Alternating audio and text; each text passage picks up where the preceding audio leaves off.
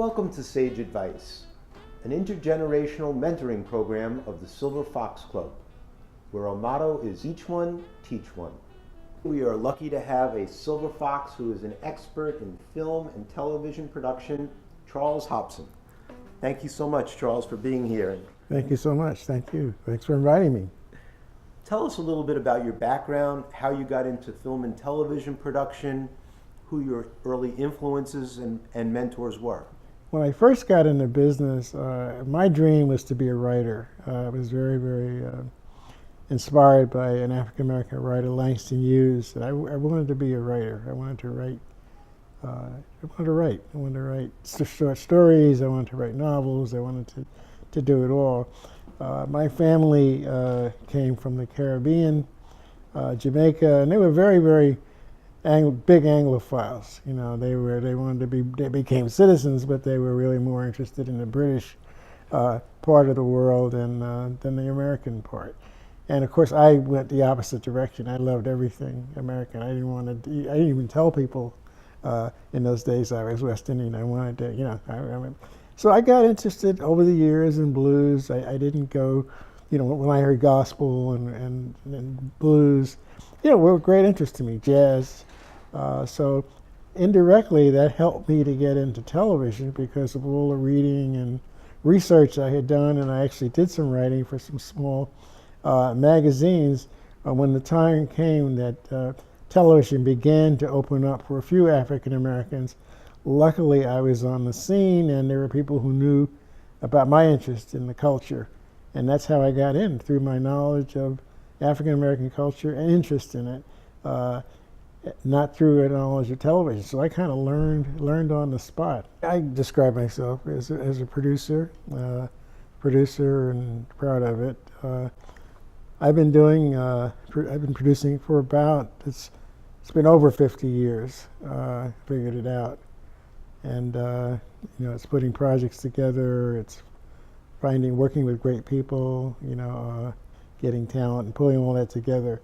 So I'm a producer, and unfortunately or fortunately, a lot of it has to do also with raising money. You know, because you can have a great idea, a great concept, a great team, but somehow you've got to find the funding. And over the years, you know, and I still hear this, people wonder, what does a producer do? You know, he or she sit in front of the camera and point things out, and I've directed some documentaries, but that's really not what I mostly do. I really produce. I really find the environment, find the people, the idea, you know, and the resources to make it happen. Tell me a little bit about your early life, where you were born, went to school, all that, up until your first job. I was born in Brooklyn, Bed-Stuy. I went to Boys High, Brooklyn College, and then later on I went to Emory. But I was, you know, a Brooklyn fellow.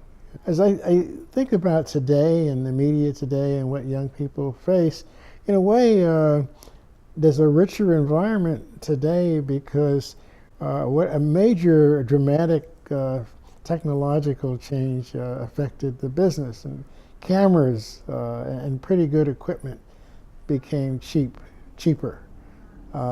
You know, mostly using video, you can use your laptop and, you know, with Final Cut or whatever program you're using. But in those days, film was film. You know, we say film, but it was film, you know, and you're dealing with the physical film, and the cameras were, you know, were very expensive. You didn't dream about owning one, yeah. So it was a different world, and then gradually the equipment got cheaper and really fabulous in a way. So that changed and opened up a lot of opportunities for young people, and young and old people, yeah. So that's one thing. What is harder now is raising money, you know, trying to get money for things because there are more projects out there. A lot of clutter on the market. A lot of clutter on the market, yeah. But I think, you know, you stick with it. I think if you have a good idea and you have the energy and the talent and ultimately some luck, Now you could also raise money through crowdsourcing or crowdfunding, Yeah. right? That's a new. I did some early Kickstarter projects when I was teaching at NYU. Some of my film school, some of my students used Kickstarter, but it was easier, because not many people knew about Kickstarter. So those people who got in early, but yes, that is still obviously Indiegogo. They're a source of funding, but you can't raise huge amounts of money. Tell us about like the process. Does it usually start with a book? Does it start with an idea, a treatment?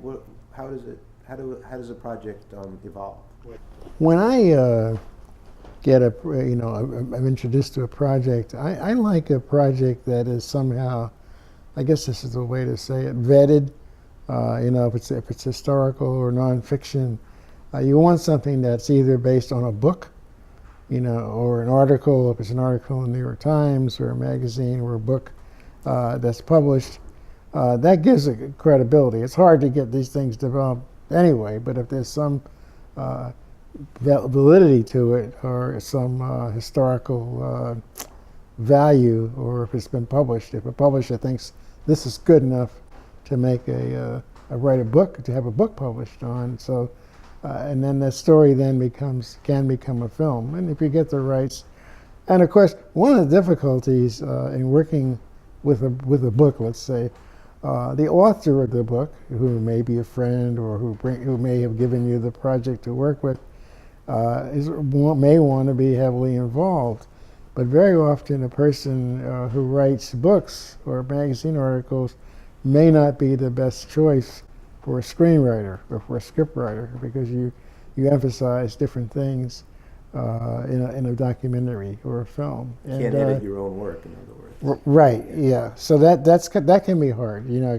Later on in the final stages of it, you then rely very much on a person who is overlooked, the editor, where in documentary films is in some ways the key person, to ended up putting all the pieces together to make that film work. So I think producers should know the roles, and it was helpful if you were an editor at one point yourself, but understand going in what you're going to get from that person, and also to understand that creative people sometimes can have very narrow perspectives, and the director sees it only from that vision, from that point of view.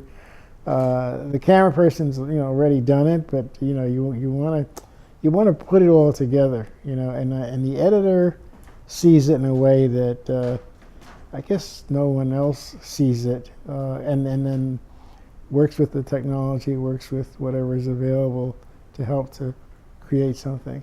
Now, your reputation as a producer is so important, isn't it, to a project? Isn't you're like the completion bond, because that's why the distributor brings you in, or in terms of you're the guarantee for whoever's putting up the money that the project's going to get completed on time, on budget, and it's going to be good, right? That's hard. That's true. Yeah, your track records help, because there are many projects are initiated. Maybe less so now than 10, 15 years ago, but different kinds of projects. And you have to have been there. You don't want to. Obviously, plenty of young directors make great movies, so that's possible. But the people putting up the money, a foundation, an investor wants someone who's been down that block, has done it, has seen it, and can finish it.